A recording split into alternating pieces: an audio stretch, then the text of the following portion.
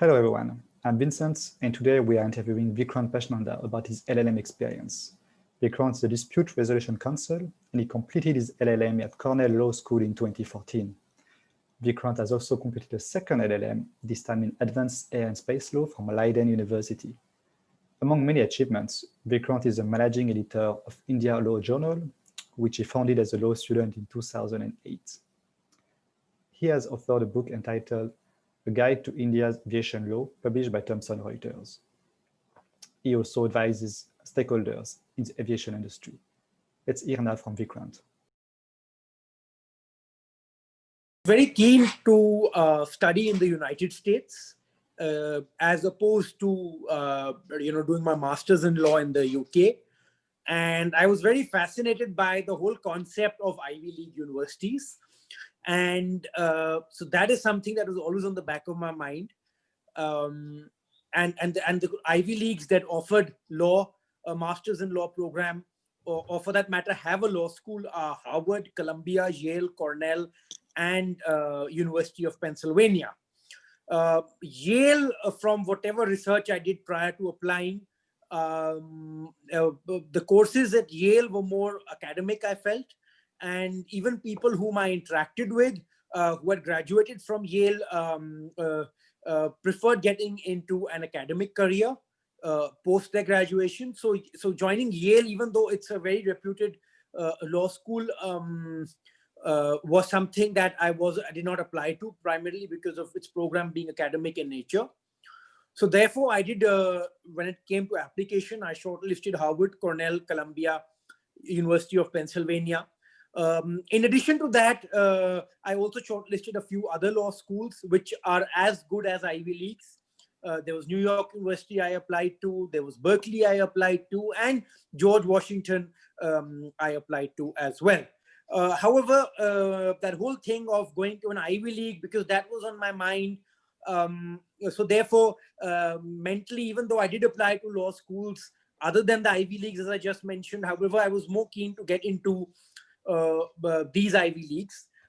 Cornell, of course, has a special place for me because I was the third person in my family who actually went and studied there. My cousin studied at Cornell, my grandfather studied at Cornell, and therefore Cornell, and my grandfather, in fact, was very keen that I go to Cornell as well. So that little extra legacy as these Ivy League schools have kind of made me a little more interested, and that created a little more passion towards Cornell Law School. I was actually always keen in pursuing, I've always been fond of aeroplanes and have been fascinated by the field of aviation. I actually wanted to be a pilot when I was in high school, but because of air sickness, I couldn't pursue being a pilot, and I ended up then doing law. While I was at law school, I stumbled upon the whole concept of aviation law, and that sort of really fascinated me. And I felt that was a way of kind of getting back and kind of also focusing my passion, being in the aviation, kind of being focused on the aviation industry and being close to following my fascination and passion regarding aviation. And that's when I actually got in touch with Leiden University, because I'm also the managing editor and founder of India Law Journal. And I recall interviewing the dean in 2009 of the Institute of Air and Space Law at Leiden University. And that's when and then thereafter, he even wrote an article for India Law Journal. So that's when my association with Leiden started. And I was associated with the university since 2009. I participated in their moot court as a student. I coached my own university in their moot court. I even judged their moot court prior to actually going and studying there. And I built up an association, and the team there, the faculty there became like family. And I felt a part of the institution actually without having studied there. And I remember having a casual conversation with the dean, and he told me, why don't you actually apply to Leiden and come and do your master's? And that was something which fascinated me because of my interest in aviation. However, I had already applied for my general master's in law and had got into Cornell. And Cornell was also close to my heart because of the whole family legacy and my own interest in actually graduating from an Ivy League. So I, in fact, asked somebody who I was close to in the aviation sector, who's been a kind of mentor to me in the aviation sector, and who's also an ex-Leiden alumni, who in fact wrote my recommendation for me as well when I applied for the master's program at Leiden. And he told me that if you've got into Cornell and you've got an LLM, go ahead. Aviation is still niche in the industry, and especially if you're not looking at working overseas and getting a job there, and you're looking at coming back. I think if you've got an LLM in an Ivy League, go ahead with that, and you can always do Leiden after that. So that's when I decided, okay, I do Cornell, and then let's take it from there. And when I was Leiden has this very interesting thing where they allow professionals who've got a 5-year experience in the aviation sector, whether they are lawyers or non-lawyers, that could be pilots, people working in aviation management, people working at the airport, and they allow them to do the LLM over 2 years instead of 1 year. It's the same LLM program. You're part of 2 classes. You go there 3-4 times every time for 15-20 days, and for your mandatory and minimum attendance and whatever papers you need to physically submit there, and the rest are done virtually, which is that's when the dean, the faculty, I interacted with them, and they said, why don't you apply? I was actually hesitant after Cornell again in applying to Leiden, because when I went to Cornell, I had worked for 2 years and gone. And I was keen to get back to my dispute resolution practice. I wasn't keen to, go away for another year. And then, they said, why don't you apply for the 2-year program, which is the same thing, basically. I said, but I don't have 5 years experience in aviation. They said, don't worry about that. You've been associated with us for a long time. We'll be happy to take that into consideration in lieu of the 5 years experience. And I applied, I got in. And I realized I had the chance to do the LLM over a period of 2 years while practicing alongside in India. And I said, when I've got this opportunity, why should I not make use of it and let it go? I mean, the faculty and the dean and the entire team there had been so supportive of me, and to get access an LLM to aviation and pursue my passion of aviation alongside. So it was no looking back, and I decided to go to Leiden Law School and pursue my second master's in advanced aerospace law. Okay. And then I think you worked as an advocate and aviation attorney. Is that correct? That's right. I have been practicing in the courts in India since 2011. I am an advocate on record in the Supreme Court of India. I also practice in the high courts in Delhi and Punjab and Haryana, located in Chandigarh, which is a city close to Delhi, where also my chamber has an office. I also practice in some of the other specialized tribunals and district courts in other parts of the country, including Delhi and Chandigarh. And in addition to that, after having done my master's, I also give aviation law-related consultancy on and off. Okay.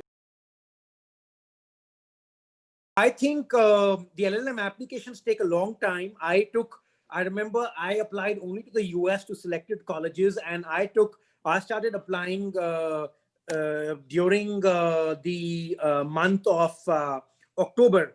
But I had the whole month practically to myself, because we had court vacations during that time for the Indian festivities, for Indian festivals of Dussehra and Diwali. But for somebody who doesn't have the luxury of getting time off during that time, I would suggest he start maybe 2-3 months in advance, because you end up, going through several drafts. Like I remember drafting it 4-5 times myself, showing it to my father. Then after he went to it 2-3 times, then I showed it to a cousin of mine who had also graduated from from Columbia. After that, I showed it to another friend who was a senior of mine in high school and had graduated from Harvard. So that whole process took a very, very long time. And I must have made 12-13 drafts before I actually submitted it. And so therefore, I think you need to keep at least a month of free time. And if you can't get that luxury of 1 month at a stretch, then you need to span it over a period of 2-3 months. So you get that, so that you can spend the same amount of time over that time period to actually focus on your applications. Recommendations is something very important. And I would suggest you get a recommendation from somebody whom you worked closely with, whether it's a professor who's taught you at law school or your employer or ex-employer you worked with, who can actually explain how they've been associated for you and what's the work they've actually done with you, and you know, how you know, they can actually recommend you. So that's, I think, very important. And I think it's also important to have work experience. I think that helps, especially in America. I'm not too familiar with the UK process because I was focused more on the United States, but at least as far as the United States are concerned, they do focus more on work experience. Harvard, of course, is a stricture, has this strict, you know, they're very particular with the work experience. And I think the other law schools also, I mean, I know people who've gotten without work experience, but I think it does help you get work experience. The chances of getting in, securing admission are higher, firstly. Secondly, even assuming you do get an admission, you secure admission without the work experience, I think you're much better off in the course and making use of the course if you worked and gone. Why I say that is, number one, you know what subjects and courses to choose. Because if you have worked, you know exactly, because the course is, the Masters in Law program is a very practical course. You also, in many universities like Cornell, for instance, I could also take courses from the other schools. Like I took a course in entrepreneurship from the business school there. And so, you know, these kind of extra courses you want to take. If you worked and gone, you know, okay, maybe this is a good course for me. Like, for example, if I work 2 years and say I have done, say, corporate law, and I've done a lot of work in the hotel industry, I would know, okay, Cornell may be a good school for me, because not only would I know what courses within corporate law to choose, Cornell also has one of the best hotel schools in the world. So maybe I can take a couple of courses from there where I can specialize in the nitty-gritties of what a hotel contract actually you know, contains. What are the boilerplate clauses? What are the technicalities in as far as you know, that line, that industry is concerned. Or for that matter, if I've over 2 years worked and done software contracts, I could maybe take up a course from one of these law schools in their IT school, their technology school, and maybe do a few courses or 1 or 2 courses to know the intricacies of how a software works, or what are the basic terminologies of these software contracts, things that are specific to that particular industry. And that happens only when you work. Also, when the professors teach you, they are all practicing lawyers themselves, and they assume you've got good practical work experience, because your classes are common. At least at Cornell, your classes are are common with the JD students, and they've also done a 4-year undergrad. Many of them have worked as paralegals for a year or so, and then they've applied to JD school. So they have they know how to kind of, you know, handle the course from a practical perspective. So I think working also helps you, even if you've managed to secure admission without, because I saw some of my classmates were struggling, even though they got admission without work experience. They were struggling because they were confused which courses to take. They didn't know who are the right kind of people they should network with while they were there. You know, and that's why I think the work experience counts. Sometimes, yes, you may be lucky. Like Cornell, I know if you have a very high grade, you could get admission directly after law school. But then again, you know, what course do you take? Do you really know what you're looking at? This way, you work 2 years, you know exactly what you're looking at. You know what your line of thought is. You know what are you looking at once you graduate from law school. Like I was clear, these are the courses I want to take. I want to come back to India and get back to, you know, where I had started before going to law school. So similarly, everyone, if you've worked and gone, you exactly know why you're doing the LLM. You know, you're not just doing it to get that degree. You're trying to put it to practical use and making the best use of your time and money that you spend there. No, so I didn't receive a scholarship, but for that matter, when I applied for LLMs, most of the law schools at the LLM level, at the grad level, really don't offer scholarships. And Cornell doesn't either. They offer scholarships at the undergrad level, but not at the postgrad level. And people who I knew at the LLM level who were on scholarships either had applied for some of the scholarship programs their country offers. Like there's something called the INLAC scholarship. And then every country, some of the governments run their own scholarships. Like I had a classmate from Thailand. Now, the Princess of Thailand is also a Cornell Law School alumni herself. So she has a scholarship where she funds one local student from Thailand every year. But again, it was not the university that was providing the scholarship. So the university as such doesn't provide any, they don't have the option of a scholarship. They do have an option of a financial aid where you could apply for financial aid. But that didn't happen. I mean, I didn't apply for that when I was at Cornell. It was different when I was at Leiden.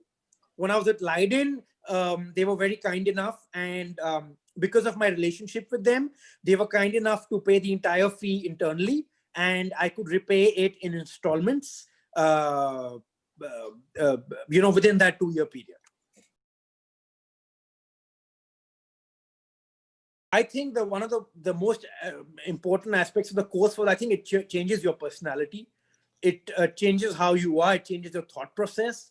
You look from a very different perspective. I think the courses are very practical, and I think it teaches you to, and that's why the work experience I think is really helpful, because it teaches you how to think from a practical perspective as opposed to a theory perspective.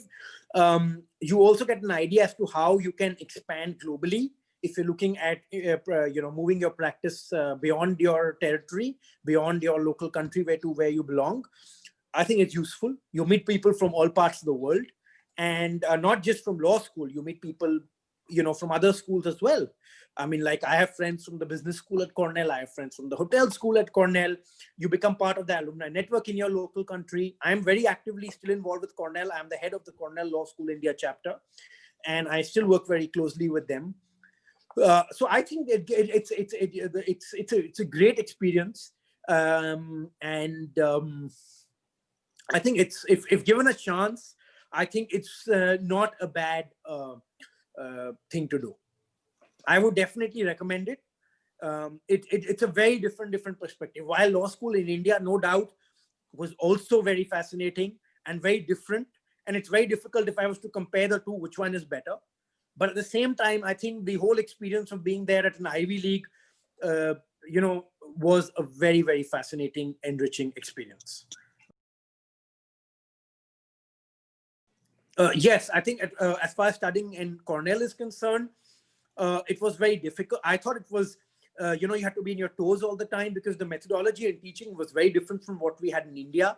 I mean, here professors gave you a lot of reading in advance on a daily basis, and you had to read it and come because you don't know when you could be handpicked to actually, answer questions. And that contributed a high percentage of your grading. And again, the questions were not theoretical, but they were very, very practical.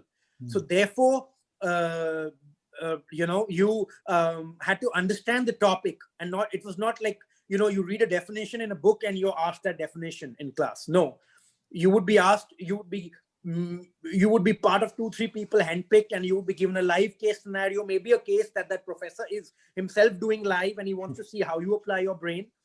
And so therefore, I think that is something which was challenging, very difficult. In fact, it was easier for me before the exams because most of our exams were open book exams, and one had already studied the course when you came down to the last week because we were reading on a regular basis, as compared to India where, you were making your notes and reading last minute. So I think that was very, very challenging, but I think I really enjoyed it. I thought it really taught you to think from a practical perspective. As far as Leiden is concerned, again, I think the study in EU was very, very different, again, from the US and from India. While in the EU, they didn't really give you, they were not, in Netherlands, while they didn't really focus on handpicking you to kind of answer questions, but they did give you reading material in advance. And if you really didn't read the material, you would not understand what's happening in class. The lectures were such. So while in America, you were forced to read it because you were being graded and you could be asked a question. In Leiden, you were not forced to read it because you wouldn't be asked questions, and instead you could voluntarily raise your hands. But again, you were not graded on that. But they taught in such a manner that you really wouldn't understand anything if you went unprepared to class. Well, I think both had their own charm. Both Ithaca and Leiden are student cities. Ithaca basically, I mean, just had Cornell University, and it was a very nice, picturesque town with gorges and vineyards on the outskirts. And I quite enjoyed Ithaca because I thought that if I was in a bigger city like New York, there are a lot of other distractions in a big town, and I thought here I was more focused. I made good friends, and we were all restricted to a city. Otherwise, everyone's in a big city like New York. Everybody's here, there. Everybody knows other people from before in a big city like New York, and you're not really close knit as a group. So I think it helped me bond much better being in a small student city like Ithaca. Similarly, even Leiden was very similar. Again, you just have primarily the University of Leiden University at Leiden. There's nothing else there per se. And again, it's scattered all over a different city with canals in the middle, another picturesque town. You are kind of bonded with your friends because you really can't go. I mean, you won't go to Amsterdam on a regular basis. You would be in your classes, and after that you would hang out for a coffee, or you would go to a bar, or and I mean, dinners were a little less because these places are much colder, and you try and get indoors, but you would definitely hang out, which maybe would not happen if you were in a bigger city like New York or Amsterdam, for instance. As far as the LLM at Cornell is concerned, I think it's been really helpful because I did some really interesting courses. Like I studied international commercial arbitration, and the moment I got back, I got the chance to do an arbitration that took place in London. And the course was really, really very helpful because I knew exactly how to kind of work on the arbitration. Being an international arbitration, I did very interesting courses like client counseling and depositions and things like that, where I got to see how they handle it from an international perspective. How do you speak to a client? We've already used to seeing how it happens in our country, but how to bring that difference where you can, and to add that to your personality when you're interacting with the client back at home, after graduation, and how different it is, because everybody has something similar, when you graduate from here. But when you're adding something, you've done a specialized course in it, there's something different you learn. Or for that matter, we had a course on just how to communicate with, how to, write emails to clients, how to write legal opinions. And it was very different because it was definitely taught me how to kind of be more professional with the client and, bring that difference when it comes to working with a client. So I think the LLM at Cornell did help me from that perspective. It gave me, and then Leiden again was very useful because it gave me a specialization in aviation. And because, I had already, thanks to being associated with Leiden, become part of this network of lawyers where we would meet every year and all at different parts of the world. But I probably felt what I was lacking was that LLM, and that LLM really helped me kind of officially be part of that network officially and not really get left out. And overall, I think, yes, it kind of gave you access to a vast network globally. And today, if I'm looking for a lawyer in a specific field, to work with, or I'm looking to network with a client in a particular field, I think both my LLMs coupled together, I can have access to that. We are part of, these universities overseas have vast alumni networks. They really focus a lot on alumni relations, and I think that is something which is and has been very, very useful for me. I think a student should definitely work for 2 years. That is very, very helpful because it gives you a clearer insight as to what you want to study. I remember when I was in my final year in law school in India, I had initially thought of applying straight after law school. And the moment I actually, went online and I was seeing the courses, I didn't even know which course to take. And I'm happy I worked and went because that gave me more clarity. I knew what I was doing for the last 2 years. I knew what I was interested in, what I was not interested in. So I think it gives you clarity of thought. You definitely make better use of your time there from an academic perspective, from a networking perspective. So I think that is one thing which is very important. Try and work for 2 years and go. Secondly, I think when you're applying, spend a lot of time on your statement of purposes or SOPs, your essays, your recommendations, because it is a long process. I mean, when you look at an essay, you think, oh, it looks so simple. I mean, it's simple English, you know, but that same essay might get somebody into Harvard, but it might not get somebody into Harvard. And it's all about working again and again, correcting drafts and improving your drafts, you know. So you need to spend a lot of time on your essays to work with, I think. So I think these are two important things you need to keep in mind.